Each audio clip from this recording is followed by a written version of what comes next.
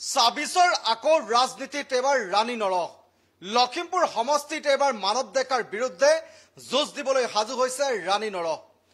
ৰাণী নৰহে নিজকে প্ৰাৰ্থিত্ব ঘোষণা কৰিলে লখিমপুৰ সমষ্টি কংগ্ৰেছৰ প্ৰাৰ্থী হিচাপে।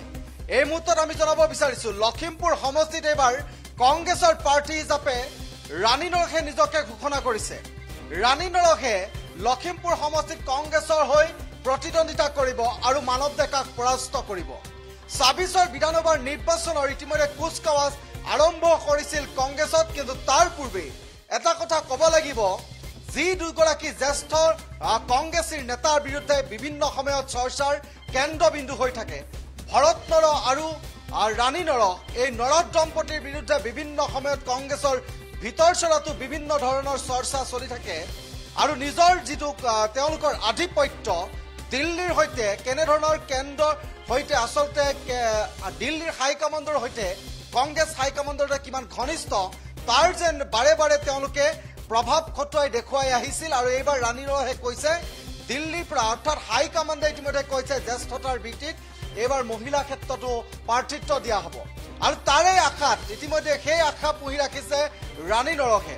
আৰু ৰাণী নৰহে টিকট লাভ কৰিব লখিমপুৰ সমষ্টিৰ পৰা আৰু লখিমপুৰ সমষ্টিৰ পৰা তেওঁ প্ৰতিদ্বন্দ্বিতা কৰিবলৈ সাজু হৈছে আৰু সক্ৰিয়ভাৱে ইতিমধ্যে ৰাজনীতিৰ পথাৰত আকৌ সক্ৰিয়তাৰে বহুদিন তেওঁ নোহোৱা হৈ আছিল, ৰাজনীতিৰ ক্ষেত্ৰখনৰ পৰা দূৰত আছিল, অৱস্থান কৰিছিল। বিভিন্ন সময়ত বিভিন্ন ধৰণৰ অভিযোগ উত্থাপিত হৈছিল ৰাণী নৰহৰ বিৰুদ্ধে আৰু সেই অভিযোগ প্ৰতি অভিযোগৰ মাজতে এইবাৰ ৰাণী নৰহে পুনৰ আকৌ ২৬ৰ বাবে সাজু হৈছে। ২৬ত তেওঁ লখিমপুৰ সমষ্টিৰ প্ৰাৰ্থী হিচাপে নিজকে ঘোষণা কৰিছে আৰু সেয়া ঘোষণা কৰিছে কেৱল দিল্লী যি কংগ্ৰেছ হাইকমাণ্ড আছে, হাইকমাণ্ডে যি জ্যেষ্ঠতাৰ ভিত্তিত প্ৰাৰ্থিত্ব দিয়াৰ কথা এবাৰ কৈছিল আৰু তাৰ বাবে ইতিমধ্যে তেওঁ নিজকে সাজু কৰিছে আৰু জ্যেষ্ঠতাৰ ভিত্তিত এবাৰ ৰাণী নৰহে টিকট পোৱাটো খাটাং বুলি ইতিমধ্যে তেওঁ ক'ব বিচাৰিছে। আৰু এই মুহূৰ্তত কৈছো লখিমপুৰ সমষ্টিত পুনৰ সক্ৰিয় ৰূপত দেখা গৈছে ৰাণী নৰহক আৰু ৰাণী নৰহে এবাৰ পুনৰ নিৰ্বাচনত অৱতীৰ্ণ হ'ব আৰু মানৱ ডেকাক পৰাজয় কৰিব বুলি ইতিমধ্যে কৈছে আৰু শক্তিশালী ৰূপত এইবাৰ ৰাণী নৰহ আহিছে। আৰু এয়া জুবিন গাৰ্গৰ ন্যায়ৰ বাবে এটা সমদল লৈছিল আৰু সমদলত দেখা গৈছিল ৰাণী নৰহ আৰু ৰাণী নৰহে কেনেদৰে শক্তিশালী ৰূপত এবাৰ ৰাজনীতিত কেনেধৰণে খোজ দিব, কেনেদৰে লখিমপুৰ বিধানসভা সমষ্টিত কেনেদৰে প্ৰতিদ্বন্দ্বিতা আগবঢ়াব, কিমান শক্তিশালী ৰূপত তেওঁ এইবাৰ কেনেধৰণে ৰাজনীতিৰ যুঁজখন আগবঢ়াব, এইবাৰ এই কথাবোৰ ৰাণী নৰহে ক'ব বিচাৰিছে। দিনৰ বাবে সময় লৈছে ৰাণী নৰহে। ৰাণী নৰহে ক'ব, ৰাজনীতিৰ কথা ক'ব, কেৱল কেইদিনমান সময় বিচাৰিছে ৰাজনীতিৰ কথা ক'বলৈ ৰাণী নৰহে। এতিয়া জুবিন গাৰ্গৰ ন্যায়ৰ বাবে যুঁজ দিছে আৰু ন্যায়ৰ বাবে সমদল কৰিছে ৰাণী নৰহে। সেয়েহে এতিয়া ৰাজনীতিৰ কথাৰ পৰা আঁতৰত থাকিলেও কিন্তু নিজকে কংগ্ৰেছৰ লখিমপুৰ সমষ্টিৰ প্ৰাৰ্থী হিচাপে ঘোষণা কৰিব বিচাৰিছে আৰু ক'ব বিচাৰিছে যে এবাৰ দিল্লী হাইকমাণ্ডৰ জ্যেষ্ঠতাৰ ভিত্তিতে এবাৰ তেওঁ টিকট লাভ কৰিব। আৰু এই মুহূৰ্তত জনাইছো যিহেতু ভৰত নৰহে এক প্ৰকাৰে ভৰত নৰহ ইতিমধ্যে ৰাজনীতিক ক্ষেত্ৰখনৰ পৰা কিছু দূৰ আঁতৰত অৱস্থান কৰিছে, প্ৰায় নোহোৱা হৈ পৰিছে। নাওবৈচাৰ সমষ্টিৰ যিগৰাকী বিধায়ক ভৰত নৰহ আৰু ভৰত নৰহ এতিয়া ২৬ৰ নিৰ্বাচনৰ পূৰ্বে ৰাজনীতিক ক্ষেত্ৰখনৰ পৰা আঁতৰি গৈছে, কিন্তু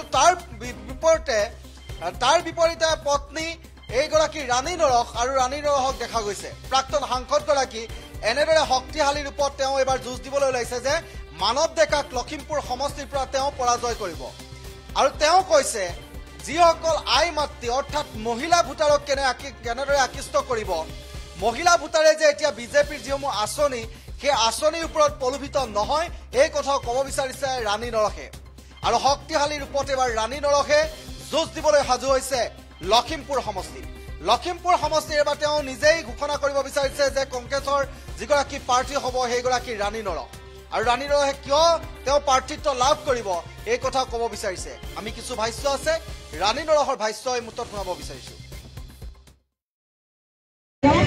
জয় জুবিন দাৰ সময় হওক আৰু জুবিন দাই ন্যায় দিব লাগিব, অসম চৰকাৰে আমাক ন্যায় দিব লাগিব, ভাৰতবৰ্ষে আমাক ন্যায় বিচাৰিছে, গোটেই ৱৰ্ল্ডে আমাৰ জুবিনৰ মৃত্যুৰ সঠিক কি ধৰণে মৃত্যু হৈছে এই কথা জানিব বিচাৰিছে, জুবিনৰ পত্নীয়ে এই কথা জানিব বিচাৰিছে, জুবিনৰ পৰিয়ালে এই কথা জানিব বিচাৰিছে, আমি লখিমপুৰবাসী এই কথা জানিব বিচাৰিছোঁ আৰু তাৰে কাৰণে আজি আমি জাষ্টিছ ফৰ জুবিনৰ যিটো ৰেলী, এই ৰেলী সুকমলে আপোনালোকে একেবাৰে নাওবৈচালৈকে লৈ যাব বুলি মই আশা ৰাখিছোঁ আৰু ইমানকে কৈ সকলোকে মই আন্তৰিক ধন্যবাদ জ্ঞাপন কৰিছোঁ।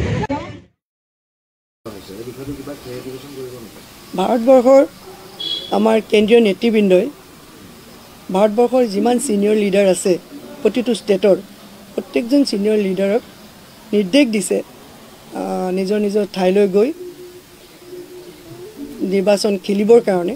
গতিকে ময়ো নিশ্চয় সেই ঠাইতে পৰিছোঁ আৰু মই ভাবোঁ জ্যেষ্ঠ নেত্ৰীৰ ভিতৰত পৰিছোঁ বুলি ভাবিয়েই মই খেলিম বুলি ভাবিছোঁ।